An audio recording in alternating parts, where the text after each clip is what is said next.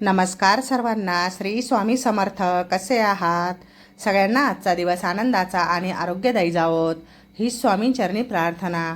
तर आज आहे ना, सकाळी सकाळी सगळी कामं आवरून पहिले दुकानात आली आहे. तर दुकानात आल्याबरोबर तर दुसरं काय काम असणार, तर सगळं दुकानातला पसारा, झाडझूड आणि सगळ्या मशीन पुसून काढणं, यातच भरपूर 1 ते 1.5 तास माझा त्याच्यातच निघून जातो.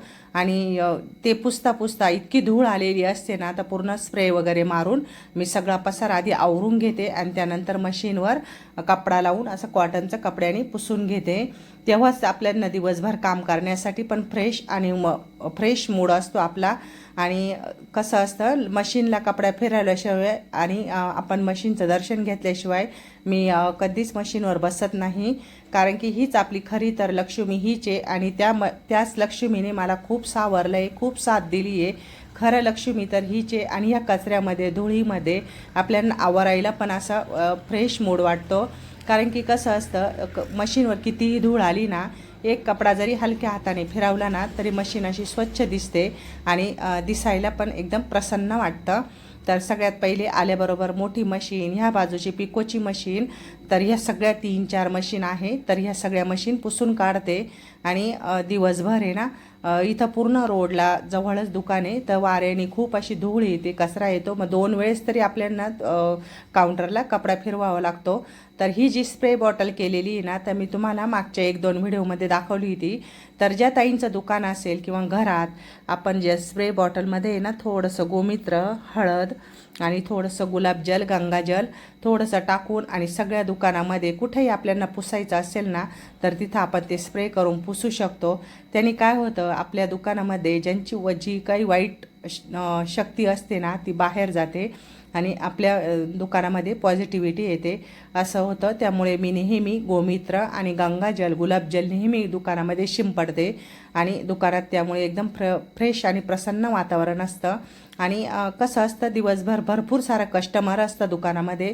तर कोणाचं कसं, कोणाच्या आपण सहजच असं बोलतो का किती छान आहे, किती मस्त आहे, खूप सारी गर्दी आहे, त्यानीसुद्धा आपल्या दुकानाला नजर लागते. त्यामुळे आपल्या दुकानामध्ये नेहमी गोमित्र आणि गंगाजल याचा नेहमी स्प्रे तर केलाच गेला पाहिजे. माझं हे रोजच असतं. रोजच स्प्रे बॉटल करून ठेवली की रोज पूर्ण दुकानामध्ये स्प्रे करते आणि काउंटर सर्व धुळीचं असतं ते सगळं पुसून घेते आणि त्यावेळेस मस्त प्रसन्न वाटतं. मग आता सध्या तर आहे ना, बऱ्याच ताई विचारत होत्या की ताई तुमचं दुकान कुठे आहे. तर माझं दुकान वडाळी भुई गावातच आहे. तर वडाळी भुई गाव कुठे आहे, तर चांदवडच्या जवळ, अगदी जवळ म्हणजे 10 ते 15 किलोमीटरच्या अंतरावर इथं जवळच वडाळी भुई गाव आहे. आणि गाव तर गावाला आहे ना, म्हणजे जिथून माझं दुकान आहे ना, तर तिथूनच केद्राईला रोड जातो.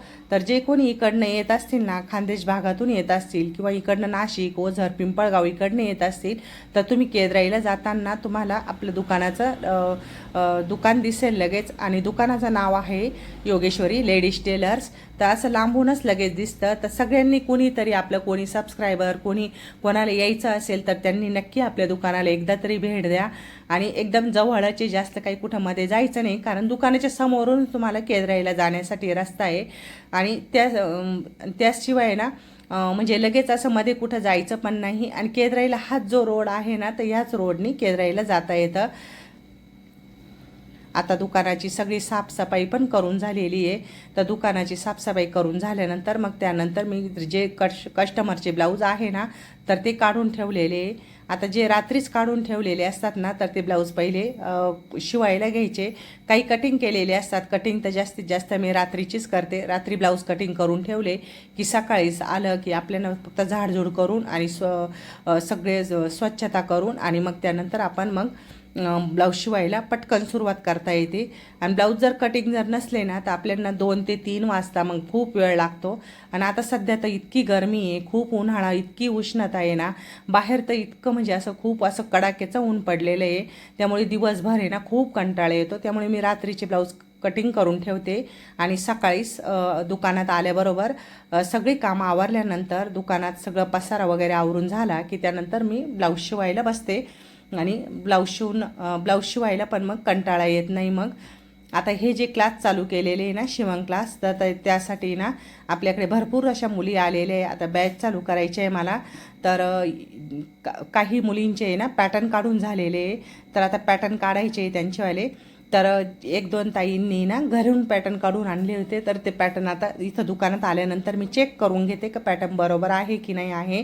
तर त्या ताईन त्या बोलत होत्या की तुम्ही एकदा चेक करून घ्या. तर पूर्ण आपल्या इथं आहे ना 28 छातीपासून तर 42 44 छातीपर्यंतचे सर्व प्रकारचे पॅटर्न काढून आणि शिकवल्या जातात. आणि प्रत्येक पॅटर्नची कटोरी कितीनी वाढवायची, कशी वाढवायची, मापं कशी टाकायची, एकदम सविस्तर डिटेल माहिती सांगितलेली असते. तर सगळ्यांनी जे कोणी आजूबाजूला असतील त्यांनी नक्की आपल्या क्लाससाठी एकदा तरी भेट द्या. इथं काही ज्या नवीन आलेल्या होत्या ना, तर त्यांच्यासाठी लिखाण असतं.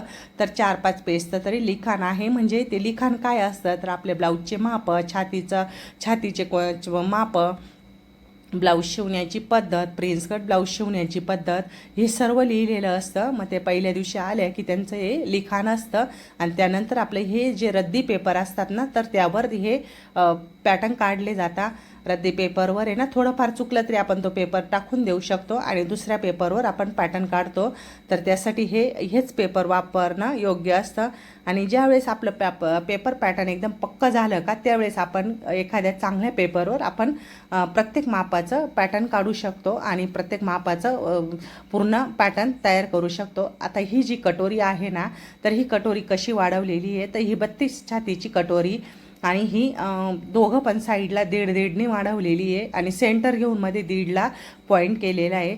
इतकी छान अशी कटोरीचा आकार आला आहे आणि खूप सुंदर आला आहे.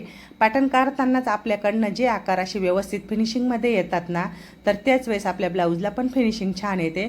त्यामुळे पॅटर्न काढताना पूर्ण ब्लाऊजचं पॅटर्न, आकार आणि मापं एकदम व्यवस्थित टाकले गेले पाहिजे. तर आपल्याकडे जी क्लासची आहे ना, क्लासच्या ज्या मुली आहे ना, तर त्या आता जवळजवळ 6-7 मुली झालेल्या आहे आणि आता अजून बरेचशा मुली विचारत आहे. आणि प्रत्येक मापाचं पॅटर्न काढलं जातं. त्यामुळे प्रत्येकाला एखाद्या मापाचं जर पॅटर्न जरी नाही आलं, तर ते पॅटर्न पूर्ण येईपर्यंत पुढे शिकवले जात नाही असं आहे. त्यामुळे प्रत्येक मुलीला, प्रत्येकाला किती कुठंही थोडीफार जरी काहीतरी कमी जास्त असेल, तर प्रत्येक बारीक बारीक गोष्ट समजावून सांगितली जाते. कारण की कसं, ब्लाऊज शिकताना, ब्लाऊजचं पॅटर्न काढताना घाई गडबड करणं चुकीचं असतं. त्यामुळे निवांत वेळात व्यवस्थित टाईम देऊन आणि मगच क्लासला सुरुवात केलेली मी. तर इथून मागे भरपूर सारे मुली विचारून जात होत्या, पण लग्नाच्या ब्लाऊजचं गर्दी असल्यामुळे ना मी क्लास सध्या बंद केलेले होते. तर आता हे सर्व जे पॅटर्न आहे ना, तर हे सर्व तिने घरून काढून आणलेले होते. आता यांना मी दोघी तिघी ह्या ज्या नवीन आलेल्या आहे ना, तर त्यांना मी बाहीचं पॅटर्न कसं काढायचं ते सांगत होते. तर बाहीचं पॅटर्न कसं काढायचं आपण, तर हा जो व्हिडिओ आहे ना, तर हा सगळ्यांनी नक्की बघा. ज्यांना कोणाला बाहीचं पॅटर्न पण काढता येत नसेल, तर त्यांनी पण ते पण असं हे बाहीचं पॅटर्न काढू शकता. तर बाहीची उंची टाकायची, बाहीचं छातीचं माप टाकायचं आणि त्यानंतर आपण +1 ते 1.5 इंच करायचं. अशा पद्धतीने मी बाहीचं माप कसं टाकायचं ते एकदम सोप्या भाषेत त्यांना समजावून सांगितलेलं आहे. आणि आपल्या ब्लाऊज शिकण्याचं कसं असतं, आपण कसं शिकवतो, आपण काय देतो त्यांना, कोणती पद्धत सांगतो यावर अवलंबून असतं. खूप असं जास्त हे करून जर शिकवलं ना, तर कोणाच्याच लक्षात राहत नाही. आणि आजकाल प्रत्येकाच्या मागं खूप टेन्शन, दगदग, असे प्रत्येकजण खूप बिझी झालेले, कोणाच्याच असं म्हणजे सगळ्यांनाच विसर पडतो असं तरी मला वाटतं. तर त्यामुळे ना शिकवताना, सांगताना प्रत्येक गोष्ट एक जरी पॅटर्न टाकलं ना मी, तर ते पॅटर्न 2 ते 3 वेळेस समजावून सांगते आणि त्यानंतर त्यांना स्वतःला काढायला सांगते. आता हे जे एक पॅटर्न आहे ना, ते एका पॅटर्नच्या बाहीवरून आपण भरपूर प्रकारची बाही पण बनवू शकतो किंवा त्याच एकाच बाहीच्या पॅटर्नवरून 3/4 स्लीव्ज, फुल स्लीव्ज, हाफ स्लीव्ज, किती छोटी मोठी जरी असली तरी आपण त्याची ही बाही तयार करू शकतो. तर असं हे मी पॅटर्न काढून दाखवते. तर पॅटर्न पण काढताना वरून असे हे आकार जो आहे ना, माशाचा आकार म्हणतो ना आपण, तर हा आकार येणं खूप गरजेचं आहे. त्याच वेळेस आपल्या ब्लाऊजच्या बाहीला फिनिशिंग छान येते. तर ती हे आकार काही सध्या लगेच काही कोणाला जमत नाही, पण हळूहळू का होईना या आकाराची ज्यावेळेस आपल्याकडनं प्रॅक्टिस होईल ना, तर त्यावेळेस हा आकार खूप छान जमतो. आणि छान जमला की मग त्यावेळेस आपलं ब्लाऊज मुंड्यामध्ये इथं एकदम छान आणि परफेक्ट बसतं. तर अशा पद्धतीने मी बाहीचं पॅटर्न काढून दाखवलेलं आहे. एक बाहीचं पॅटर्न काढून आणि कटिंग करून घेते आणि त्यानंतर मग बाकीचं जे पॅटर्न आहे तर त्यांना मुलींना मी प्रॅक्टिस करायला लावते. प्रॅक्टिस केल्याने काय होतं, मग काही चुका असतात, काही कसं येतं पॅटर्न त्यावर मग ते तसं ते पॅटर्न काढतात. तर आता हे बघा असं हे पण कटिंग करून झालेले आणि बाहीचा आकार आणि बाहीची फिनिशिंग बघा खूप सुंदर आलेली आहे. आपले आकार देण्यावर असतं, आपण जसे जसे आकार देऊ ना छान असे तर तसं तसं पॅटर्न. मागच्या व्हिडिओला सगळ्यांनी भरभरून प्रेम दिलं त्याबद्दल सगळ्यांचे धन्यवाद. व्हिडिओ आवडला असल्यास व्हिडिओला लाईक करा, शेअर करा आणि नवीन असाल तर चॅनलला सबस्क्राईब करा. श्री स्वामी समर्थ.